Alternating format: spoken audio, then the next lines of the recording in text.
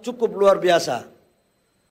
Tapi insya Allah dengan niat yang baik, dengan konsistensi yang baik, dengan hati yang baik untuk Merah Putih, jangankan selangkah, sejengkal pun kita tidak boleh mundur dari tekanan manapun.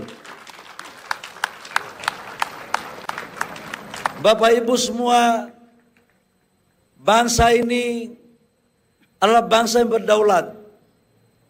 Bangsa ini adalah bangsa yang sudah merdeka. Dan sudah 80 tahun Indonesia merdeka. Yang tahu tujuan bangsa ini adalah pemerintah dan rakyat Indonesia. Bukan bangsa lain yang mengintervensi negara kita, Bapak Ibu semua. Karena itu kita harus tetap waspada. Lifting yang sudah ada di atas 605.000 barel per day jangan membuat kita puas. Masih banyak hal yang harus bisa kita tingkatkan. Target kita apa yang diperintahkan oleh Bapak Presiden di 2029, 2030 harus mencapai 900 sampai 1 juta barel per day agar kita bisa mengurangi impor. Dalam hal transisi energi, kita juga ke depan di tahun 2025 sudah akan kita masuki untuk dari B40 menjadi B50. Dan sekarang tesnya sudah mau final. Di 2027 kita akan mandatori untuk membangun bensin kita dengan E10 sampai dengan E20. Ini semua dalam rangka untuk menciptakan sumber-sumber energi dari nabati untuk kedaulatan energi kita. Impor kita masih cukup besar untuk bensin. Tentang energi baru terbarukan kita juga mendorong untuk memakai matahari, energi air, energi angin. Dan dalam RUPTL kita di 2025 sampai dengan 2035 sudah mencapai 69,5 megawatt memakai energi baru terbarukan. Bapak Ibu semua, saya juga mengapresiasi apa yang telah dilakukan oleh Minerba. Saya katakan dari awal bahwa pengelolaan tambang jangan hanya dikuasai oleh kelompok tertentu. Jangan hanya pengusaha itu saja. Kita harus adil untuk menyerahkan, membagi secara baik sesuai aturan kepada UMKM daerah, kepada koperasi daerah, kepada BUMD daerah dengan pemberian prioritas. Dan alhamdulillah perubahan undang-undang Minerba sudah kita lakukan, peraturan pemerintah pun sudah ada, dan sekarang tinggal peraturan menteri. Ini semua kita lakukan untuk menjadikan orang daerah menjadi tuan di negerinya sendiri. Saya juga mengapresiasi apa yang dikerjakan oleh Dirjen Migas dan SKK Migas. Dengan telah diterbitkan peraturan menteri nomor 14 tentang solusi terhadap pengelolaan sumur-sumur masyarakat yang sejak zaman penjajahan sudah ada, tapi belum pernah dilakukan legalitasnya.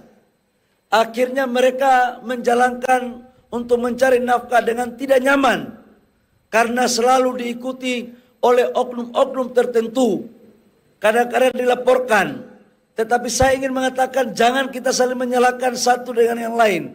Semua mempunyai kontribusi kesalahan. Karena itu dengan peraturan menteri ini, maka insya Allah 45.000 sumur-sumur rakyat kita sudah akan memberikan legalitasnya kepada BUMD, koperasi, dan UMKM daerah, Bapak Ibu semua. Sudah lama ini kita bahas tapi nggak pernah terjadi. Menjadi pemimpin di bangsa ini tidak hanya bisa omon-omon, tapi harus berani untuk membuat keputusan yang lebih baik untuk rakyat, bangsa, dan negara. Saya tahu untuk membuat keputusan yang berani, pasti ada yang merasa terganggu. Berani kebaikan untuk negara, bukan berani kebaikan untuk kelompok tertentu. Apalagi kelompok yang selama ini sudah nyaman, yang ingin merugikan bangsa kita. Saya tidak mau ingin jadi pemimpin untuk setiap hari dipuja tapi pelanggaran terus terjadi. Saya ingin meluruskan apa yang diperintahkan oleh Bapak Presiden, agar negara ini dikelola dengan aturan, dengan baik, dan semua berorientasi pada kepentingan negara, rakyat, untuk kesejahteraan masyarakat semuanya. Bapak Ibu semua, saya juga mengapresiasi Dirjen EBTKE bahwa dengan secara sungguh-sungguh untuk mengawal transformasi, transisi energi. B40 sebuah tantangan yang besar. Sekarang kita masuk ke B50. Harus kita konsisten terus. Jangan mau diatur oleh pengusaha. Pengusaha tidak boleh mengatur negara. Yang mengatur pengusaha adalah negara. Tetapi nggak boleh negara zolim sama pengusaha. Kita membutuhkan pengusaha dan pengusaha juga membutuhkan negara. Disitulah esensi daripada kolaborasi yang baik antara pengusaha dan pemerintah. Negara yang baik adalah negara yang mampu membina pengusahanya. Karena sumber pendapatan negara juga adalah dari pengusaha. Kita nggak bisa bekerja memberikan PNBP mencapai target APBN kalau pengusaha tidak kita ajak rembuk dan kita bina baik. Dan alhamdulillah sampai dengan bulan Agustus September target PNBP kita masih mencapai target yang telah diperintahkan dalam APBN. Dan insya Allah di 31 Desember target PNBP kita bisa mencapai bahkan melebihi target daripada APBN.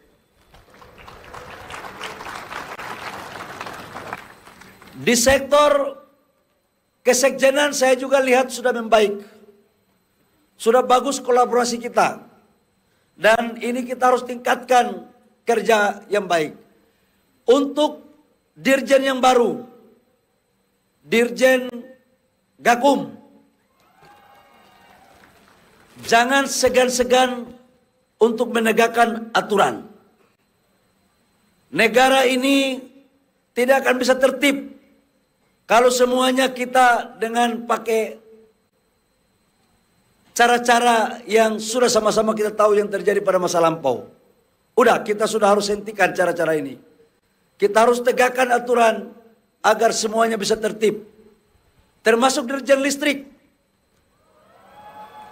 Kita harus punya target agar 5.700 desa, 4.400 dusun di 2030.